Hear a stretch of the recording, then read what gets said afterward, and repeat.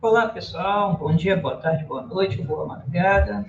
Nós vamos estar continuando agora a unidade número 4 da nossa disciplina IBV 088, Instrumentação para o Ensino de Biologia. Vamos falar hoje sobre estratégias de problematização para o ensino. Nós já deixamos lá, na verdade, um artigo para leitura obrigatória e mais 3, né, para você poder reforçar esse entendimento da problematização. É uma aula mais densa, vai ter algumas diferenciações, né? Então, convido que você preste bastante atenção. Vamos fazer uma rápida revisão pedagógica sobre por que problematizar, a problematização a partir do aluno e a problematização a partir do conteúdo. Né? Inicialmente, a gente vai se lembrar tanto do perfil pedagógico como dos modelos pedagógicos, que quase todos eles têm dirigido para um modelo construtivista, no qual professor e aluno, eles, em relação, estudam sobre o objeto. E lembre-se que o conhecimento, ele não existe no material didático, o conhecimento não está nas coisas, o conhecimento está na relação do sujeito com o objeto de aprendizagem. Quando ele vai manipulando isso, seja de manipulação mental, seja por atividade, seja por prática, ali está produzindo conhecimento. Então, memorizar enunciados, isso em si não é um conhecimento. O conhecimento ele está no ato de você poder fazer ou praticar alguma coisa com determinado objeto de aprendizagem. Ali está o conhecimento. Para essa questão de eu poder manipulá-lo, né, seja ele por habilidades mentais, cognitivas, seja ele psicocognitivas, ou seja, por também atitudinais ligadas a valores junto à sociedade, nós vamos ter aqui, por exemplo, a ideia da epistemologia genética de Piaget, o conceito do conflito cognitivo. Ele só existe quando o aluno resolve problemas. Também a teoria socioconstrutivista de Vygotsky tem um famoso conceito da zona de desenvolvimento proximal, no qual o aluno só desenvolve quando ele enfrenta problemas.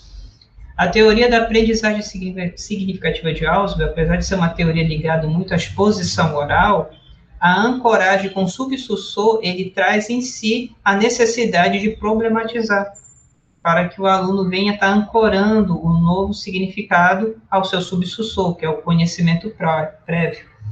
E as diversas pedagogias, né, ligadas a Paulo Freire, né, pedagogia do oprimido, né, da superação e outras nomenclaturas adotadas, ele é ligado por uma problematização do contexto do aluno. Então, de fato, existe uma transição da ideia de expor ideias, expor enunciados, como forma de construção de conhecimento, muito voltada à ideia de ensino diretivo, para uma abordagem centrada no aluno, e essa abordagem centrada no aluno, ele tem como uma ancoragem ligada à solução de problemas, né? E como é que a gente pensa isso, né? Porque talvez você, como eu também, tivemos aulas muito ligadas à questão da leitura e da exposição de conceitos e de resolver exercícios, né? O resolver exercícios não é resolver problemas. O resolver exercícios está normalmente muito ligado à fixação de conceitos por meio da repetição, que é algo muito interessante, é algo bom, vamos dizer assim, é uma herança do ensino diretivo, do modelo tradicional, não é dispensável, ele tem que existir sempre em algum momento. Mas o exercício de fixação, ele não substitui a construção de competência por habilidades mentais de pensar o objeto de aprendizagem em relações com contextos e situações, e nós pensando e relacionando isso com outras áreas disciplinares, com outras situações para resolver, especialmente ligado a contexto da própria realidade, porque muitos dos conceitos que nós estudamos são conceitos controlados, que pela teoria da transposição didáticas, eles foram retirados do seu contexto de criação, que era um problema real de pesquisa, ele é transformado, por isso que é transposição, para uma estrutura explicativa escolar. Só que essa estrutura explicativa escolar necessariamente não é problematizado. Os livros didáticos, por exemplo, muitas das vezes estão mais preocupados que o aluno compreenda o conceito de modo expositivo, de expor o conteúdo no livro, do que trazer problemas. Por quê? Porque o trabalho de problematizar não é do livro, é do professor. É o professor que tem que aprender a problematizar essas circunstâncias, relacionar com as temáticas da atualidade, com os problemas cotidianos. Então, eu já trago essa situação para que você entenda que o livro didático necessariamente não vai trazer a problematização. Por quê? Porque isso é sua competência. Você deve conhecer o campo conceitual, procedimental e atitudinal, e você que tem que criar a sequência didática que vai trazer essa problematização. Tá bom? Vamos lá.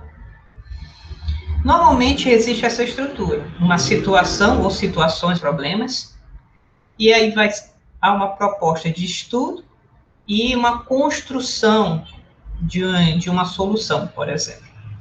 Vai haver os ensaios ou simulações de resolução ou a própria resolução.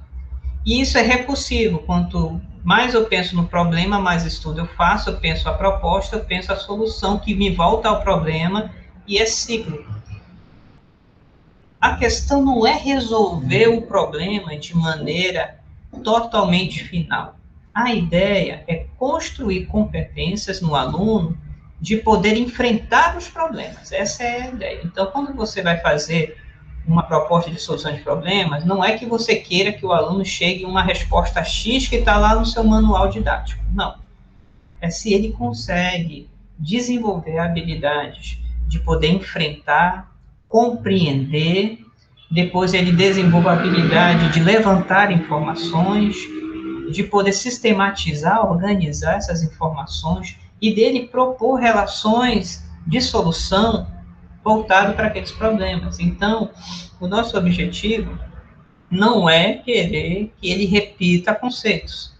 A nossa ideia é como é que ele aprende a mobilizar aquilo, os seus recursos, as suas ideias, os seus saberes, para um problema, propondo soluções. E isso, via de regra, pensando em pessoas, pensando em equipe, não sozinho, né? Não aquela ideia do lobo solitário.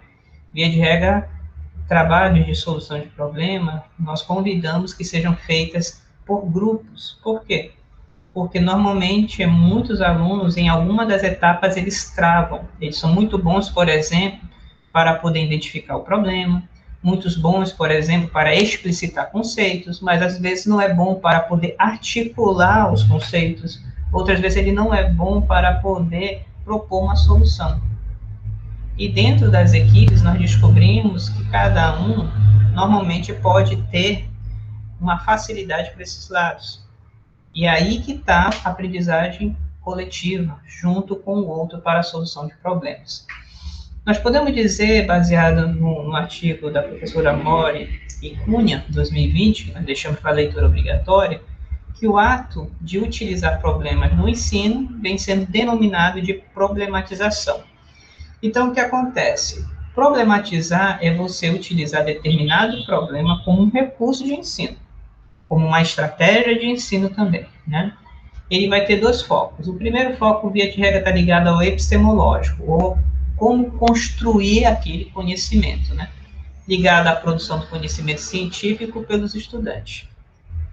Então, o estudante ele vai ter o desafio de perceber que o conhecimento científico, ele é, no caso, praticado.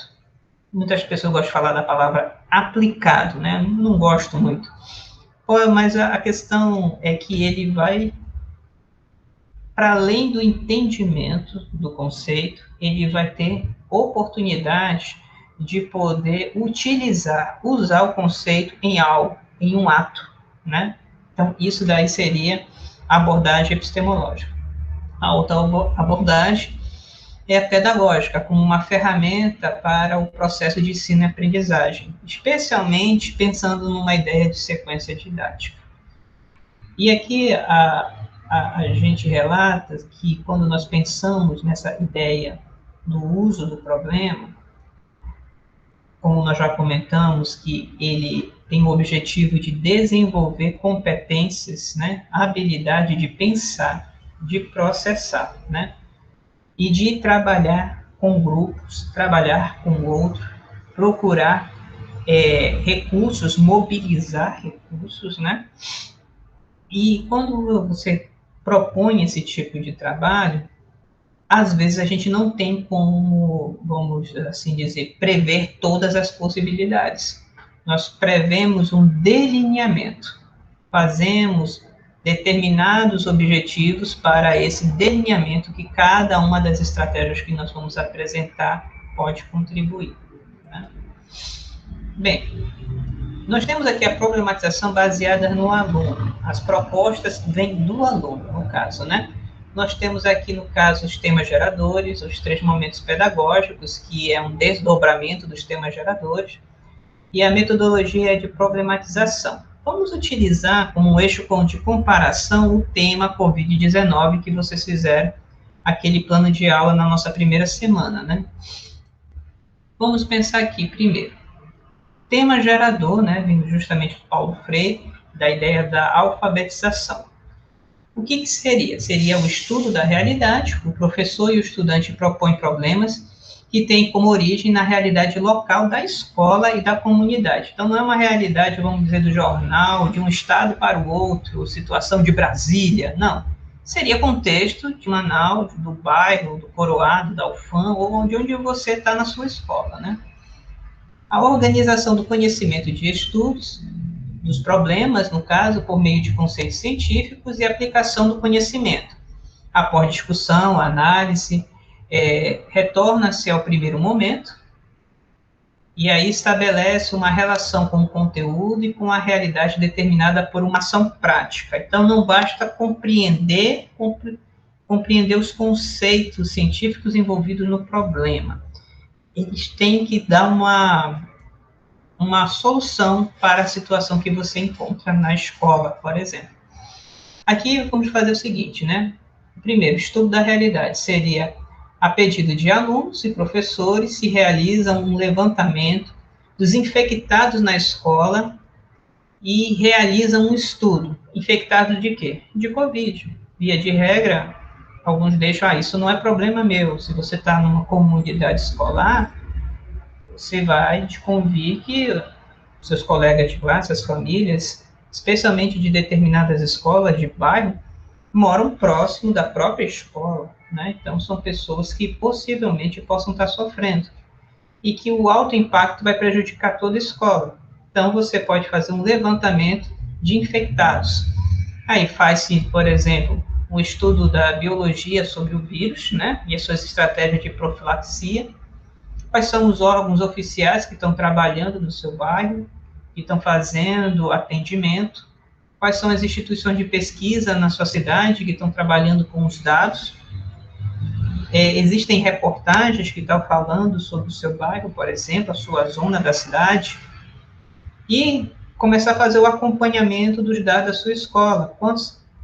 Em cada sala de aula, quantas pessoas se declaram que tiveram Covid, tiveram familiares infectados, houveram óbitos, houve pessoas que perderam até mesmo condição, capacidade econômica de poder manter os seus estudos. Como é que isso está acontecendo?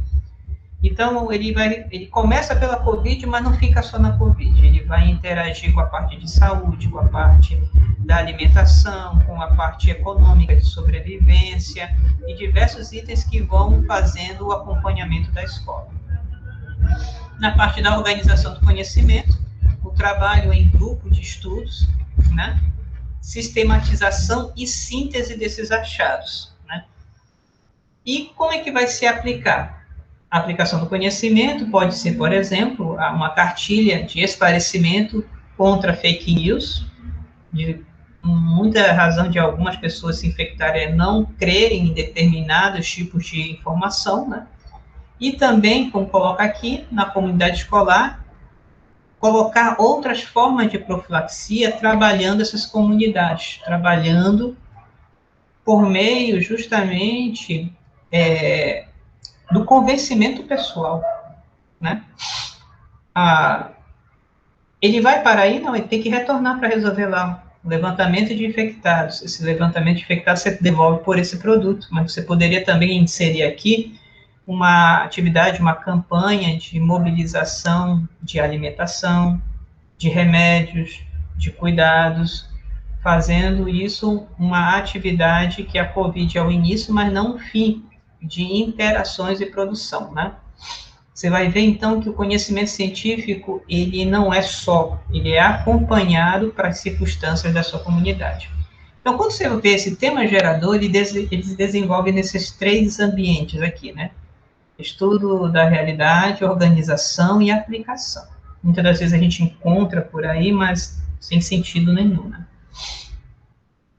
Outro processo que ele nasce justamente dos temas geradores é os 3 momentos pedagógicos, conhecido pela Universidade Federal, se eu não me engano, de Natal, né? Seria Rio Grande do Norte.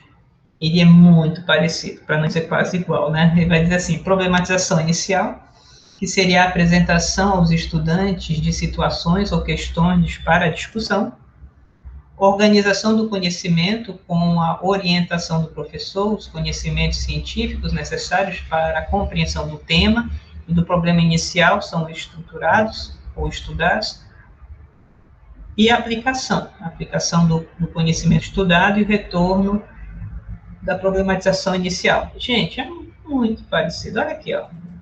Volta. A diferença aqui muito é que a gente está chamando isso aqui de, o primeiro, de estudo da realidade, mas olha, organização e aplicação do conhecimento. Semelhantíssimo, né? E aqui, no caso, ele coloca a realidade local da escola, então ele quer saber sobre a comunidade. Nos 3 temas, ele dá um tema mais aberto. Eu creio que essa seja a diferença mais basilar. E aqui você vai ter muito semelhante, um levantamento, por exemplo, dos alunos da situação, né, a pedido da Covid na cidade de Manaus. Você não precisa fazer, por exemplo, da escola, você pode fazer informações gerais da sua cidade, né? Mesma coisa, estudo biológico sobre o vírus, a estratégia de profilaxia, órgãos oficiais, o que eles informam sobre determinadas zonas, e você pode comparar, instituições de pesquisa e reportagens. Organização do conhecimento, muito semelhante, trabalham em grupo de estudo, sistematização e síntese dos seus achados, e a aplicação seria propor uma cartilha de esclarecimento anti-fake news à sua comunidade escolar, por exemplo, né? Ou você pode colocar na internet e interagir com outros grupos, porque os 3 momentos pedagógicos, ele não tem a necessidade de estar fechado na sua própria comunidade escolar, né? Então, enquanto os temas geradores, existe uma obrigação de você trabalhar a situação da sua escola e da sua comunidade, os 3 momentos ele é mais aberto, ele é mais flexível.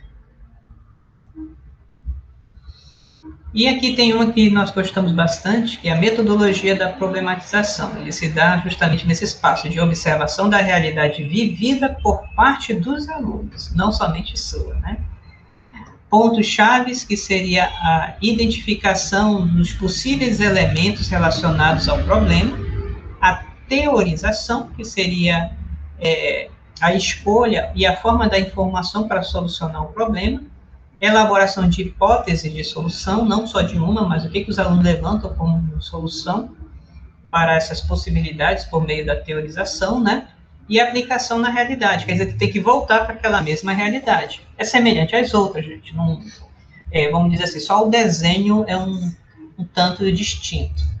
Na metodologia, ele trabalha muito com os gráficos iniciais. Por exemplo, aqui tem a realidade, ou real, e aqui tem a observação da realidade, né? E aqui você vai produzir uma maquete, que seria uma estratégia de sistematização ou organização sobre os problemas que tem nessa realidade, que é chamada de maquete, né? E você tem o nível de esquema, que vai ser a discussão e que vai ser justamente o desenvolvimento da teorização. Nessa teorização, você vai fazer uma execução, que é criar uma maquete de solução e aplicar na realidade, que seria a execução, né? Esse foram um dos esquemas iniciais do teórico que criou, que foi o senhor Magalhães, né? Depois de algum tempo, ele foi melhorado, se chama Arco de Magalhães. que usa o que nós colocamos os conceitos atuais, né? Observação da realidade, o problema, os pontos chaves, que seriam as delimitações que você, de fato, vai trabalhar. Você não vai trabalhar todo no problema, você vai trabalhar os pontos que você percebe que pode realmente atacar, a teorização, hipótese e aplicação na realidade. Por isso que é um arco que nasce da realidade e volta para a realidade. E é por isso que a gente fala que tem que ligar o aluno, né? Nessa circunstância aí, porque você não vai falar do seu problema para os alunos, o que você enxerga como problema, porque isso não os move. Talvez mova você acha isso interessante porque é com você. Mas tem que nascer dos alunos, né? Vamos imaginar que eles propõem a ideia da Covid-19. Então, a observação seria apontar os problemas da Covid-19 a nível de saúde da comunidade escolar e do impedimento dos estudos. Isso daqui, por exemplo, tem muita cara de EJA, né? Educação de jovens e adultos, e escolas rurais, no qual a comunidade ela é muito interligada com a própria escola, né? A participação dela. Então, existe uma união ali de escolares, grupos de fé, religião e a própria escola, né? E nos EJAs urbanos, né, também tem um sistema muito parecido, né? Aí você vai ter aqui os pontos-chave, que seria o diagnóstico da doença, por exemplo, né, o levantamento disso, a impossibilidade do convívio social normal e as condições de estudos que estão sendo paralisadas, são os pontos-chave a serem atacados no estudo. A teorização estaria ligada à explicação biológica da doença e às suas profilaxias, as questões socioeconômicas das famílias que impedem o estudo, por exemplo, a locomoção, a alimentação e assim por diante. As hipóteses de estudo, que seria a construção de pontes de confiança, de comunicação e de solidariedade junto à comunidade escolar. Por exemplo, muitos desses grupos, quando tem os próprios estudantes interagindo, dando força, informando, formando colaborações para ajudar na alimentação, para ajudar no transporte, até na medicação, isso faz com que eles terminem. Não sei se você já trabalhou com EJA, mas as turmas de EJAs que terminam com grande parte dos seus alunos são turmas altamente engajadas umas com as outras. A vida dos alunos se misturam bastante, né? Eles ajudam uns aos outros, o filho de um, o filho de outro e tal. A gente pode achar isso muito estranho, porque a gente olha a escola de uma maneira muito secularizada e muito afastada, né? Mas as turmas de EJA que mais prosperam é aquelas que mais se integram, né? Então, esses tipos de hipótese é muito comum de surgir entre eles, ajudarem entre eles mesmos, né? A aplicação vai ser justamente o esboço e a aplicação do projeto de comunicação ativa e de solidariedade, para que ninguém desista. E também até mesmo no próprio autoestudo, no estudo remoto, por exemplo. Botei o arco lá em cima, para vocês não se esquecerem, né? E nós temos as problematizações baseadas em proposta de conteúdo do professor, né? Nós temos aqui a aprendizagem baseada em problemas, né? PBL, que é da sigla em inglês, resolução de problemas, RP, ensino por investigação, EI, situação de estudo, SE, estudo de caso, EC e ilha de racionalidade. Vamos aqui para o PBL. O primeiro estágio é compreensão do problema por parte dos alunos. O segundo estágio seria os estudantes têm acesso à informação para a utilização na solução do problema. O terceiro seria a construção de solução do problema pelos alunos. Perceba que os alunos não criaram esse problema já veio feito, né? Então, um exemplo de aplicação seria a apresentação de estudos em equipes por textos, vamos dizer assim, adequados, reportagens e pesquisa pessoal sobre o tema de Covid-19. No segundo estágio, o professor ele constrói 3 cards muito bem elaborados, né, para estudos em equipe. Um card sobre as cepas virais do Covid-19, ele entender por que uma cepa é diferente da outra, quais são as principais cepas contaminantes no Brasil e no mundo, tipo de profilaxia não farmacêutica, por exemplo, isolamento social, uso de álcool gel, lavar as mãos, né, evitar de colocar a mão no nariz quando está em ambiente externo, uso de máscaras, né? O que é isso? Por que isso? O que isso ajuda, né? Tipos de profilaxias farmacêuticas, no caso, basicamente a vacina, quais são os tipos de vacina, quais são as tecnologias da vacina, quais são as vacinas baseadas em RNA, quais são as vacinas utilizadas por antígeno enfraquecido, né? E assim por diante. O terceiro estágio seria a construção de uma produção focada a resolver uma situação ligada, por exemplo, à profilaxia. Mas você poderia trazer um outro problema situado, você poderia dizer sobre por que um país está desenvolvendo um índice maior do que o outro, e você coloca esses indicadores nos cartões e a pessoa resolve a partir das informações que tem, né?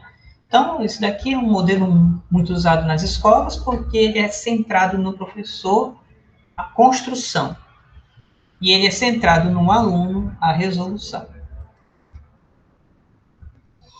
Resolução de problemas, RP, né?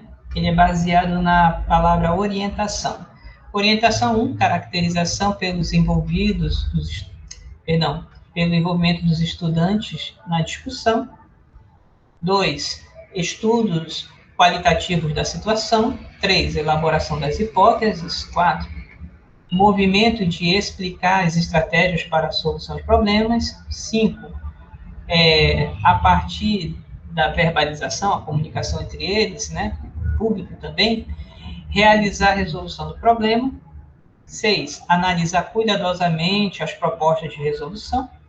7, seria o desenvolvimento do problema, considerando as teorias e a prática, no caso, o diálogo, se realmente está bem suportado, né, ligado. E 8, a elaboração de um memorial, uma memória que explique o processo que foi resolvido o problema.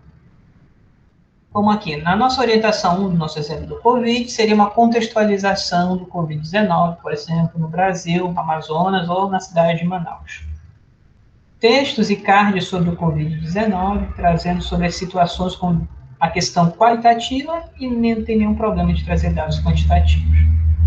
A hipótese sobre formas de contaminação e possíveis ações profiláticas, por exemplo, poderia ser levantado pelos alunos. Formalização das hipóteses, quer dizer, escrever, e lembre-se, o que é uma hipótese? É uma relação de variáveis, então ele tem que colocar algo que possa ser comparado, não pode ser simplesmente coisas que não dê para ser comparado, e aí cabe você, professor, professora, pensar nisso, né? Muita gente coloca e pensa que hipótese é objetivo. Não. Hipótese é uma relação de comparação. Você tem que colocar, por exemplo, quanto menos máscaras usa, mais contaminação há. Está vendo só duas variáveis. Ou, por exemplo, quanto menos isolamento social, mais contaminação. Também é uma possibilidade de hipótese. Orientação 5 seria a simulação dessas hipóteses, criar a forma de simular. Como? Por meio dos dados, dos bancos de dados diversos que nós temos aí, né? Por meio de simuladores, que muitas das vezes já estão abertos aí na internet, também é possível. 6, análise cuidadosa desses resultados, ver se realmente são sustentados pelos conceitos, se estão bem estruturados. 7, seria a discussão sobre a explicação teórica das práticas aplicadas, novamente, o alinhamento teoria e prática, né? Eu fiz assim, onde você sustentou isso? Eu pensei, sim, você pensou, mas como é que nós justificamos essa associação? Fazemos esse exercício. Via de regra, demora muito tempo nisso. Mas é importantíssimo, porque é o aluno que está construindo essas pontes, não é você que tem que dar. 8 seria a elaboração dos cards, ou mural, para um mural virtual, né, para a realização dessas ações. Se você procurar na internet, existem muitos murais virtuais que você coloca todos os alunos, né, por e-mail ou por um link, eles vão construindo os seus próprios murais e cada um pode olhar o mural do outro. É bem bacana, porque você vê o seu processo, expõe para os outros e todos da sala podem. Inclusive, tem alguns murais eletrônicos que você pode até deixar comentário, post-its eletrônicos de dúvidas. e fazer uma interação, né? É bem interessante. Isso aqui é muito usado, pessoal, também, tá? Resolução de problemas.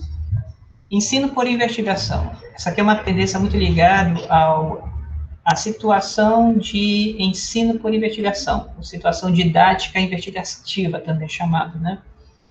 Você vai ter aqui por etapas. A etapa 1 seria a distribuição do material e proposição do problema. Já tem que ter o problema pronto, no caso, por parte do professor. Resolução do problema, sistematização do conhecimento elaborado, registro individual do conhecimento adquirido. Então, esse daqui, você pode fazer em equipe ou pode fazer individual. O pessoal usa bastante esse daqui também por causa que ele é individual, né? Etapa 1 seria a investigação da eficácia, por exemplo, das vacinas contra o Covid-19.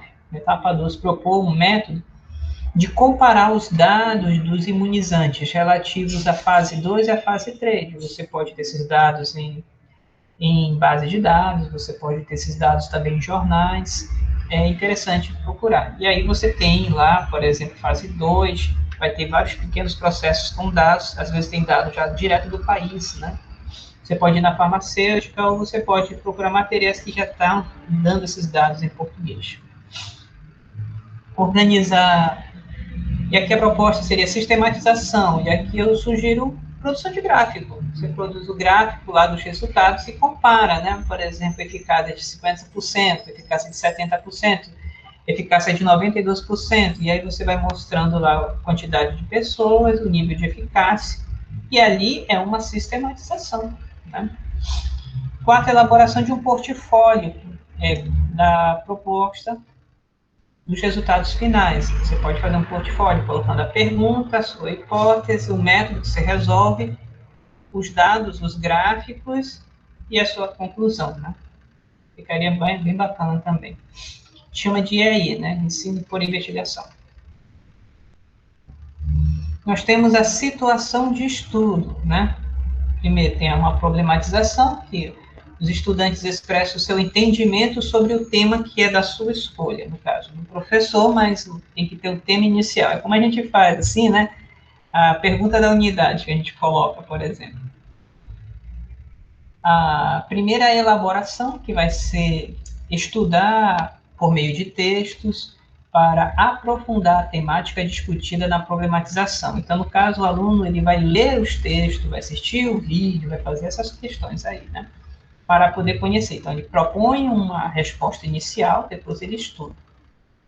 E aí vem as funções de elaboração de compreensão conceitual. Os estudantes começam a relacionar as palavras do texto que são representativas para o conceito científico.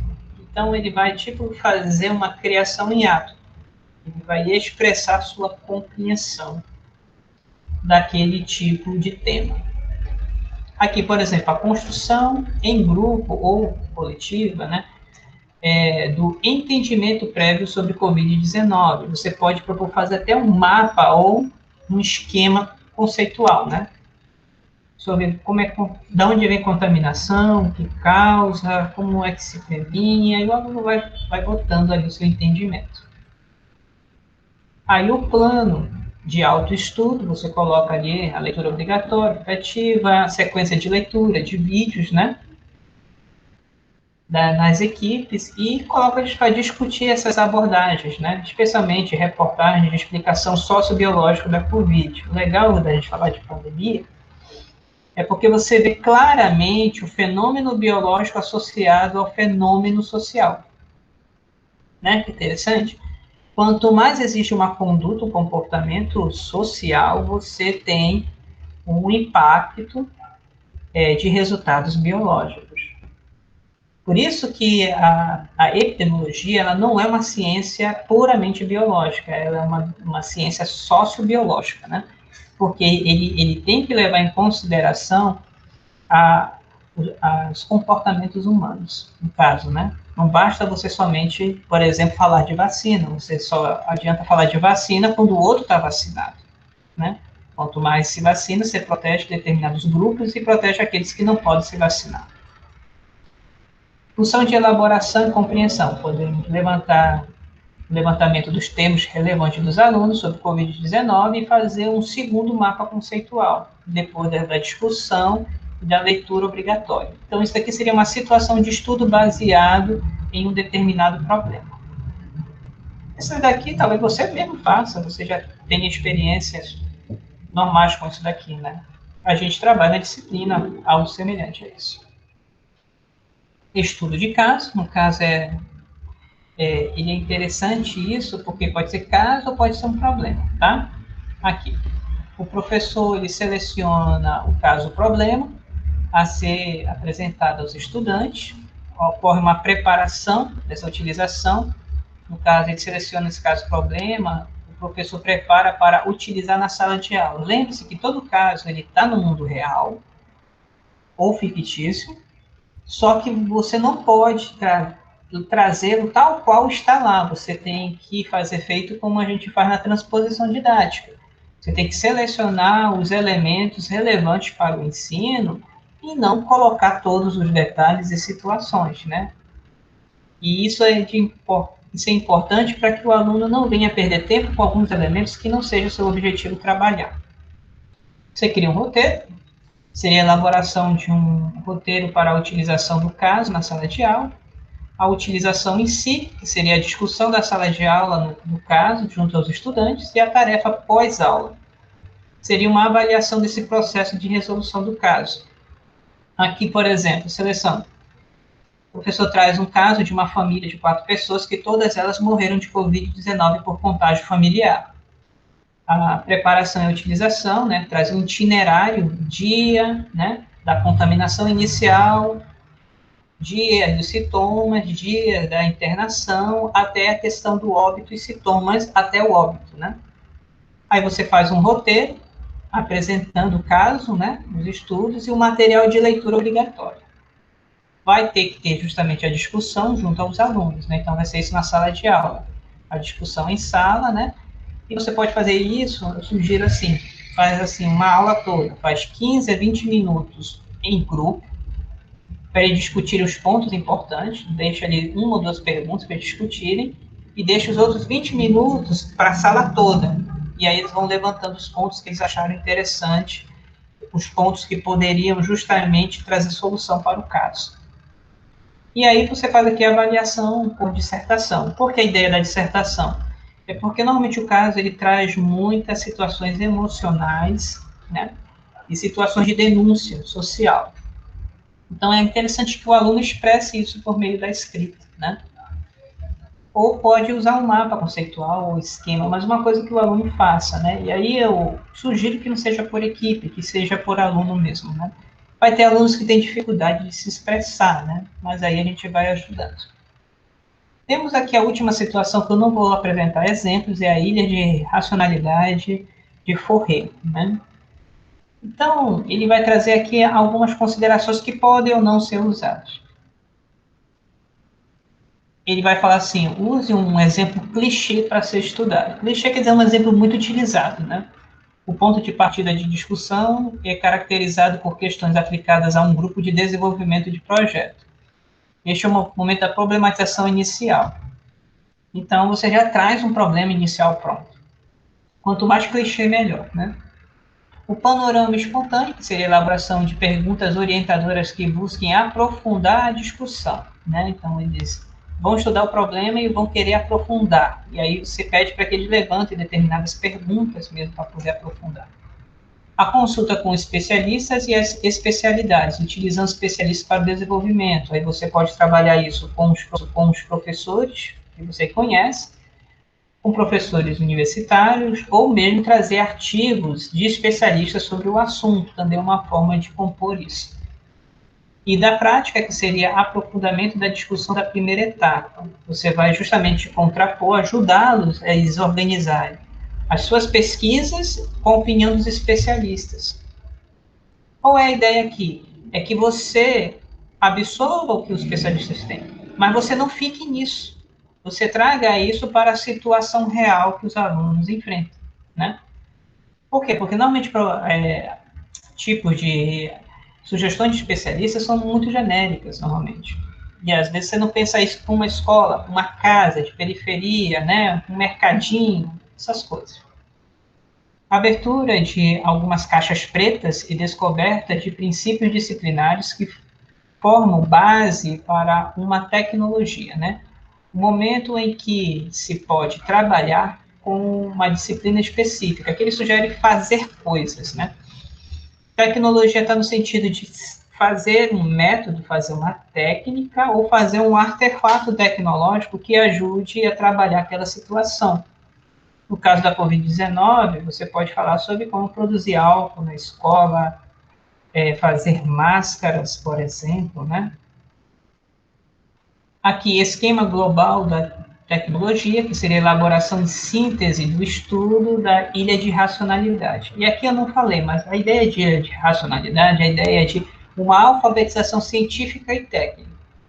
Científica, que é justamente de você compreender, por meio dos conceitos científicos e técnicas, como é que você vai trabalhar processos, procedimentos, técnicas e produção tecnológica e formação de artefato. Professor, posso fazer isso? Você pode. Tem muitas escolas, inclusive, trabalhando com engenharia mecatrônica para fazer artefatos, né? Então, ele se encaixa muito bem com essa proposta das ilhas de racionalidade. E fazer uma síntese, né, produzida, que seria a apresentação dos resultados finais dessa ilha de racionalidade. Você fez o artefato, você fez a teorização, você faz uma espécie de teste, você mostra sobre o que é a ideia do senso comum, que está junto com os alunos, quais são as ideias dos especialistas e como é que vocês trabalharam isso. Algumas escolas da SEDUC estão trabalhando essa ideia muito próxima de ilha de racionalidade, como eu falei, com propostas do Lego e propostas de desenvolvimento de competências mecatrônicas, que seria a união da matemática, da física e da engenharia, para a produção de artefatos técnicos e tecnológicos, né? A biologia pode fazer isso, né? Eu ainda não vi nenhum projeto, mas é possível, sim. Vamos para nossas considerações, né? Todas elas eu acho que vocês conseguiram ver que existe a proposição do problema, ou do aluno, do conteúdo, do professor, né? O estudo e a proposição da resolução, os ensaios e a solução, e tudo isso um dialogando com o outro, né? Então, nós temos aqui as diferenças de construção de propostas, né, assim, né? As primeiras são muito ligadas à realidade do aluno, tem que o aluno se envolver, tem que vir do contexto do aluno, e as outras que não têm essa necessidade, pode ser do conteúdo, pode ser do professor, já pode ser de propostas já de outros lugares. Quem resolve sempre é o aluno e a equipe. Aí você tem que se segurar. O professor tem a tendência de querer resolver, de querer antecipar o passo, nesse caso não, você tem que deixar desenvolver. E aí você vai ter que ter uma gerência de sala de aula, porque tem alunos que vão enrolar para não fazer mesmo. E aí você tem que começar a colocar o timing. Para cada um desses passos, se você for fazer direitinho, igual na sequência didática, você lembra que a gente colocou tempo, tantos minutos, tantos tempo? Tem que deixar isso claro. Por quê? O aluno vai dizer, não fiz. Você perdeu seu tempo, poxa, infelizmente você vai tomar do tempo da outra etapa. Com certeza você já não vai ter uma pontuação completa, por exemplo. Por que será que você não chegou, não conseguiu completar essa etapa? Tem que confrontar, por quê? Porque, gente, nós estamos com uma equipe, um contexto de alunos, de um ensino memorístico, o Paulo Felipe falava de educação bancária, outros colocam de educação mecânica, né? Muito internalizado. Então, eles esperam somente a aula para memorizar. E eu digo isso por nós mesmos. Muitos alunos de graduação também são assim. Eles não querem produzir, eles querem uma aulinha para poder responder uma prova e acabou-se. Mas produzir problema, resolver problema, criar artefato, não. E o professor, ele tem esse desafio, né? Há sempre um produto final. Você viu que toda solução de problema, você tem que apresentar o problema resolvido. Então, seja ele uma proposta bem desenhada, seja uma cartilha, seja um artefato tecnológico, tem que ter, né? Não se resolve um problema em tempo curto, pois aqui o foco é o desenvolvimento de competência e não o resultado correto final. Então, eu sugiro que cada uma das etapas você analise junto à PCN, junto à BNCC, quais são as competências que melhor se encaixam. Por quê? Porque a ideia é que como a gente coloca lá nas virtudes, ele floresça, ele desenvolva, né? E aí a gente diz, o caminho é mais importante do que o destino final. Eu estou caminhando, essa caminhada para ele forma muito, né? Muitos deles vão lembrar para sempre dos seus problemas que você deixava na sala de aula. As praxeologias didáticas dos alunos, né, são bastante variadas. E aí é difícil, por exemplo, o controle do bloco prático e teórico. E você sempre tem que estar trazendo isso. Você lembra da nossa aula de praxeologia, da transposição didática? Você tem tarefa e técnica. Tarefa aqui é técnica. E aí ela dialoga com o conceito, que é o discurso tecnológico, e a teoria. E aí faz a união teoria e prática. Isso aqui, muitas das vezes, é feito com uma velocidade que o outro não acompanha. E aí, a todo momento, você vai estar dialogando. Essa forma de resolver, essa técnica que você aplicou, esse algoritmo, esse procedimento, ele está relacionado a que conceito biológico, a que conceito da estrutura que a gente está fazendo. Nunca deixar que ele se distancie tanto que ele resolva tudo e depois não saiba linkar as coisas. E aí, novamente, sua responsabilidade de acompanhar esse processo. Então, pessoal, é isso. Eu sei que foi uma aula extensa, é uma aula técnica, é uma aula que talvez você não encontre por aí com facilidade, mas eu tenho certeza que vai lhe ajudar a abrir os seus olhos como a problematização é importante, como nós não precisamos estar refém simplesmente das aulas expositivas. Elas são muito importantes? São. Por exemplo, estou fazendo isso por uma aula expositiva. Mas temos alternativas. Eu tenho certeza aí que vocês vão ter ótimas ideias, tá? Um abraço e até logo.